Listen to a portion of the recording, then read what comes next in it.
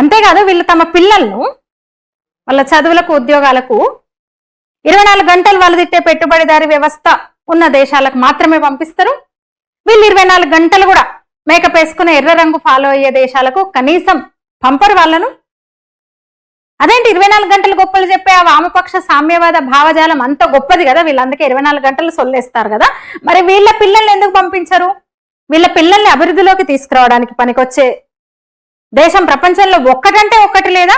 వీళ్ళు ఒక్క దేశాన్ని కూడా సాధించలేకపోయినారా? అందుకు పనికొచ్చే ఒకే ఒక్క దేశాన్ని సాధించలేదా ప్రపంచంలో? 100 ఏళ్లలో, 100 ఏళ్ళైంది కమ్యూనిజం పుట్టి, ఈ ప్రపంచంలో 100 ఏళ్ళు దాటింది.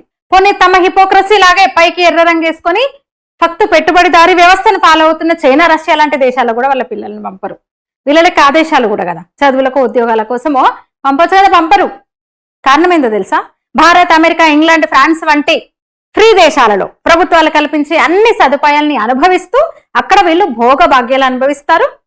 ఆ ప్రభుత్వాల మీద పడతారు. అక్కడ వెళ్ళి కూర్చొని ఆ ప్రభుత్వాలు ఆ దేశాన్ని తిడతారు, అక్కడ కూర్చొని ఈ దేశాన్ని కూడా తిడతారు, నోటికొచ్చింది వాగుతారనమాట. అంటే అక్కడ వాళ్ళకు పూర్తి స్వేచ్ఛ ఉంటది. అదే ఎర్ర దేశాల్లో ఇట్లా వాగితే లోపలేసి కుమ్మేస్తారు వీళ్ళను. అట్లా ప్రాథమిక హక్కుల్ని అణచివేసే ఆ ఎర్ర దేశాలే 24 గంటలు హక్కుల గురించి అరిచే మన దేశ వామపక్ష రాజకీయ నాయకులకు ఇష్టము స్వర్గధామాలవి.